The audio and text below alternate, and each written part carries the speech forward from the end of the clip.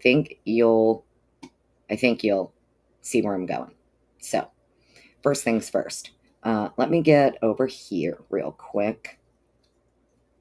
I'm going to put this question here, and I want to see what you guys have to say. So there's a question for chat on the screen, and I'm just going to check comments, and I want to get a little gauge here on what people in the chat think. So question for the chat is, did the state recover bladed weapons from this home?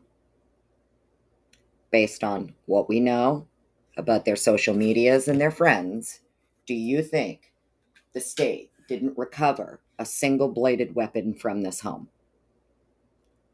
I guess 1 if you think they did, 2 if you think they didn't. Do you think bladed weapons were recovered from the home?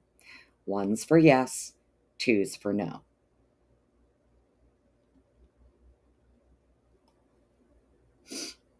That's kind of going to be the first question.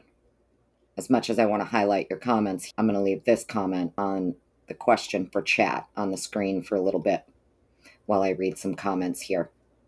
So, just want to get a gauge here as to what people think. Do you think that 0 weapons were recovered from the home? Even after seeing the social media of some of the kids and their friends, you think that, oh, sorry, Sarah, honey, you missed the question.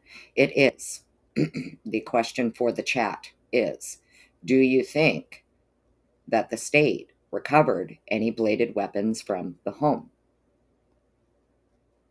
After seeing, social media, stuff like that. 2's, there's quite a few 2's. So you guys, there's quite a few of you. You think 0 bladed weapons were recovered from the home. So you guys think only a sheath. All right. Well, that's cool. So we have some 1's, we have some 2's. All right. Looking like mostly 1's, but quite a few 2's. All right, cool. So let's get to this.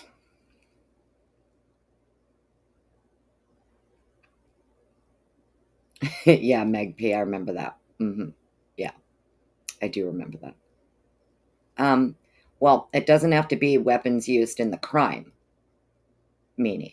That's not what I'm getting at. I guess what I'm getting at is knowing now that we know the social media of some of the kids and their friends, right? We learned it pretty quickly. I would imagine so did the defense. After seeing their social media of them and their friends, wouldn't maybe the defense have some questions about where are all the knives they owned? Right? Don't you think if you're the defense, you're going to want to know, well, where are all the knives that they owned? Right? It's just me throwing out questions here. If I'm the defense, I'm gonna be like, wait a minute, so you're saying you only found a sheath in this house? When we know based on their social medias and their friends' social medias, many of them and their friends had knives, right? So that's the reason that I bring this question up. Number 1, I am of the opinion that there's no way they didn't recover a knife from this house, whether it's related to the crime scene or not, right? Whether it's related to the crime or not. I'm of the opinion that they likely did recover bladed weapons from this home, right? That's just my opinion. I'm entitled to it. And I think that there is quite a few reasons why, if I'm the defense, I'm going to have a lot of questions as to, well, I've seen the social media. I've now seen the bank records, right? We've seen it. Now the defense has seen it all. They're keenly aware that many of these people and their friends own knives. Specifically, one of the victim's grandfather literally used to make knives out of deer antlers, right? So, and I'm not saying this to implicate victims or anything like that. That's not even where I'm going with this. What I'm talking about is that um, logically looking at it, when you look at the social media and stuff of the kids very early on, it's clear to see them and their friends had very large knives, very large bladed weapons, right? It's all over their social medias. So I'm of the opinion that there's no way law enforcement did not recover at minimum 1 to 2 to maybe even 3 knives out of this house. Whether or not they had anything to do with the crime, who knows? It doesn't matter. Where I'm going with this is if you are the state and you're aware 1 or 2 or maybe more knives were recovered, why would you want to hide that? Right? Why would you only want to go with a sheath? Know what I mean? So that's kind of where I'm going with this. Based on the social media, I don't believe that no weapons, no bladed weapons were found in the home. I am under the impression that if bladed weapons were recovered, obviously, depending where they were found, how they were found, etc., maybe the state would think they're irrelevant because they're not relevant to the crime, right? If they were, found in a closet, like wrapped in a sweater or something like that, you would think it's not relevant, but you wouldn't know it's not relevant to the crime unless you test it. You wouldn't know whether or not the weapon is relevant to the crime if you found one unless you test it, right? So, if you did recover a couple of bladed weapons, but you did no testing, you would have no way. The only way you could deem them irrelevant is by testing them.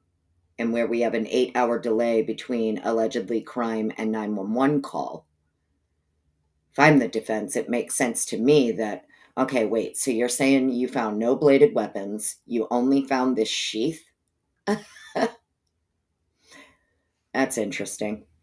If I'm the defense, I'm going to hammer it home from jump. Where are the weapons? Where are the knives? Right. Especially after seeing the social media of some of the kids. If I'm the defense, I'm coming back and I'm asking, where are the knives? I'm of the opinion it's bullshit. Only a sheath was recovered, and that's just my opinion. If they did recover weapons and deemed them to be irrelevant to the crime, that it's likely because they weren't even tested, right? Maybe because your weapons don't match your sheath. Maybe because the weapon doesn't match the sheath, right? Or could be something completely different. Now, what I want to show you guys to hopefully kind of explain my thoughts here, and these are just my thoughts, my opinions. Today is not a, oh my God, Annie Potts, fucking Miss Potts, she says stupid. She thinks they found a knife. No, I think that I'm of the opinion that it's a very high probability more than one bladed weapon was recovered from the home because many of them owned them. Right. So to me, logically, it just seems logical that they probably did recover a couple of bladed weapons from the home. And then my next question is, well, if you did, why are you hiding that? Why would you not want anyone to know that? Right? So, first things first, let's go here.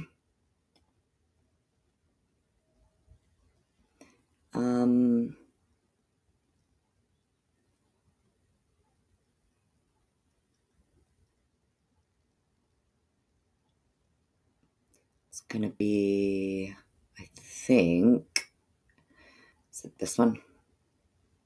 Yeah. So let's go look here first. So this here, by the way, thank you everybody for being here. I'm going to be in another window reading. So Maude, you'll have to handle chat. I slowed it down to 30 seconds for you. So hopefully that helps. Appreciate every single one of you and happy Monday. So what this is here is this is the motion in limine number 11 to exclude the IGG evidence. And I just want to read here for you page 9. So this is from Bicca Barlow. Page 9 here. Bicca Barlow is talking about here, Mr. Koberger repeatedly requested materials related to IGG, and the court found that he had made a showing of materiality as to the records sought through discovery requests and motions to compel. The court held 2 hearings on Mr. Koberger's motion to compel. In its first order dated November 13th, 2022, I think she meant to put 2023, Judge of the Latah County District Court, after hearing evidence, issued an order explaining that Mr. Koberger had established sufficient evidence at the hearing to meet the, quote, low threshold, end quote, of materiality for, quote, at least some of the IGG information sought. IGG DNA in order for in-camera review. This is the order. The focus of the order was on the second bucket of material identified by both Mr. Koberger and the state, noting that, quote, according to the state, the rule only requires the disclosure of the results or reports themselves. In this case, the STR DNA profile and the SMP DNA profile created from the K-bar knife. It is undisputed that the SMP profile itself is the result of a scientific test done on evidence in this case. So that's Bicca Barlow quoting Judge from his IGG order in-camera review. The focus of the order was on the second bucket of material. And according to Judge, the state conceded. According to the state, the rule only requires the disclosure of the results or reports themselves. In this case, the STR DNA profile and the SMP DNA profile created from the K-bar knife. And it is undisputed that the SMP profile itself is the result of a scientific test done on evidence in this case. My little notes here are JJJ is quoting the DNA profile created from the K-bar knife. Nowlin also reads an email out loud now here's another coinkydink. Both of these where both instances where a knife is mentioned, they're both in sealed IGG hearings. It's another little coincidence, right? So Judge here is being quoted from this in-camera review on his order addressing IGG DNA. And Judge is being quoted as saying, in this case, the STR DNA profile and the SMP DNA profile created from the K-bar knife. Everybody tracking?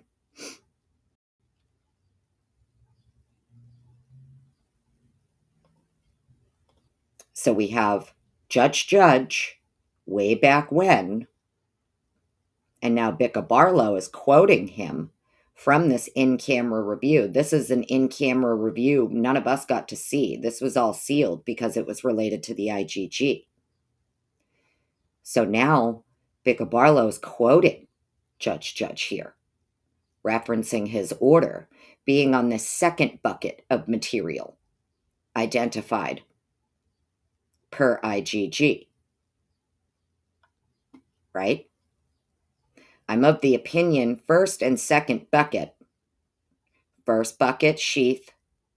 Second bucket, knife. Just my opinion, which is why I wrote it down here, because next paragraph it says, The court then conducted an in-camera review of the totality of the IgG material, meaning the first and the second bucket of data.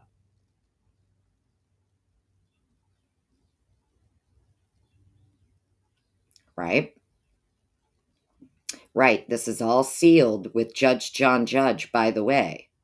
So this is why we never got to hear any of this or see any of this, because this was all done in camera, under seal, for the IgG stuff.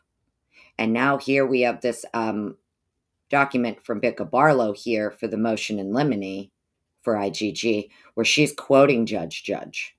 Judge Judge even says that the defense is entitled, in this case, to the STR DNA profile and the SMP DNA profile created from the K-bar knife.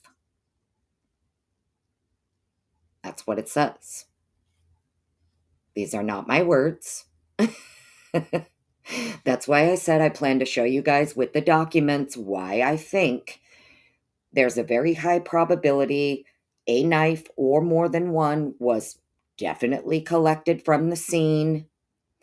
And it would appear that for a very long time, the defense is aware of a knife. Maybe the state is also aware of a knife. Maybe some testing was done. And the defense has been trying to get that. And even back under Judge Judge, after seeing the totality of the IgG material, first and second bucket of data, he agreed that the state conceded, and he agreed that the order was the defense is entitled to not only the STR DNA profile, but the SMP DNA profile created from the K-bar knife.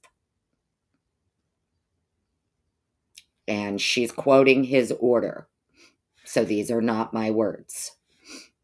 Just wanted to clarify that. So it goes, the court then conducted an in-camera review of the totality of the material provided by the state concerning the construction of the by Othram and then the FBI. 2 buckets, right? The court ordered the production of essentially all of the reviewed material, with the exception of certain documents pertaining to the contract between Othram and the state. The state provided test results in the form of 2 large text files. One identified as being the data produced by Othram, in my opinion, the sheath profile, and the second as the data produced by the FBI, in my opinion, the knife profile. Still not having received the promised material regarding the SMP testing conducted by Othram, Mr. Kohberger renewed his request for the material. 15th, supplemental request for discovery.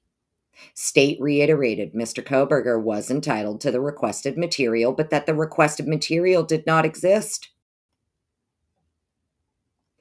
The requested material was laid out in Exhibit N, and it included all bench notes, electronic data, protocols, and standard operating procedures, all contamination logs, and validation summaries. Now, let me stop sharing this with you for 1 second. So I just basically really wanted to show you guys that, because she quotes Judge Judge, and Judge Judge claims that the state had to turn over not only the STR, but the SMP profiles created off the K-bar knife. That's the quote she uses, knife. Next. And I know when we first all saw this, we thought, well, it must be a mistake. That's why she corrected herself, blah, blah, blah. You know, part of me, I'm not sure that it was a mistake. I think that when someone puts an email in front of you and asks you to read it, you're going to read what's placed in front of you. The brain doesn't know to input a word that's not there yet, right? Just my opinion. Let's see. Let's get to this.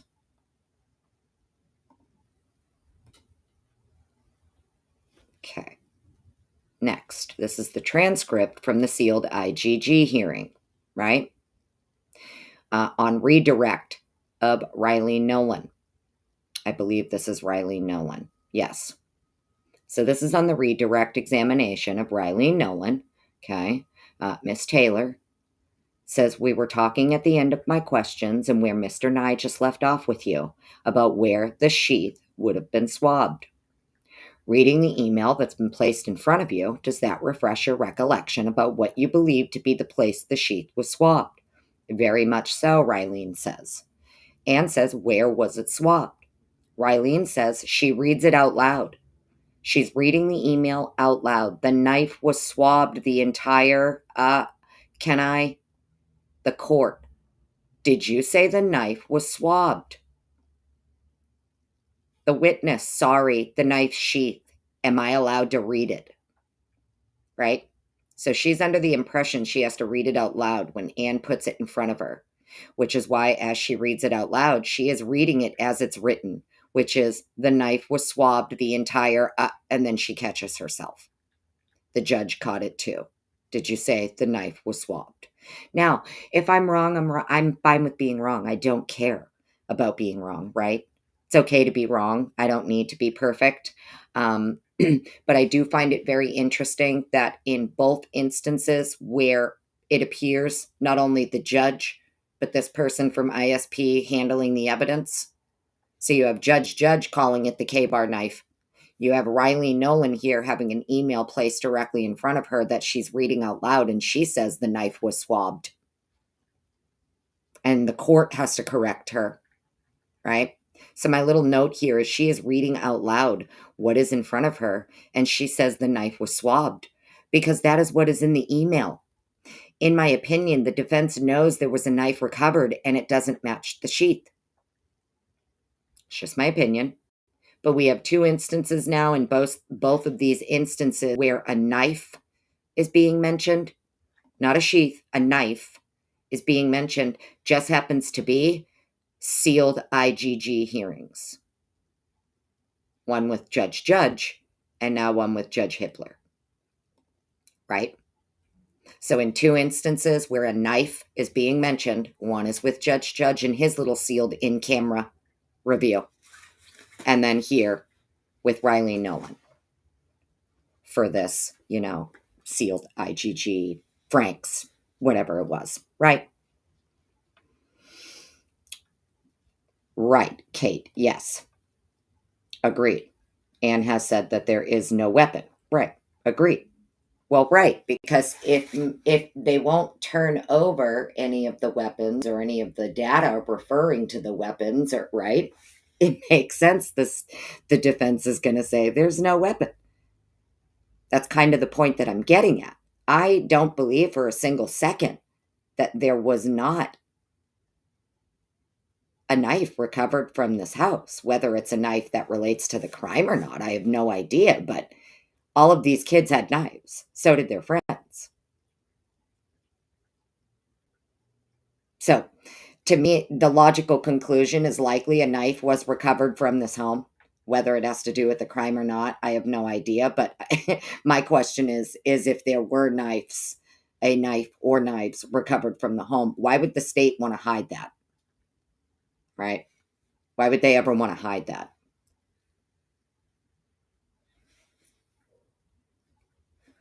It's just questions. It's just my thoughts, just my opinions based on what I'm reading.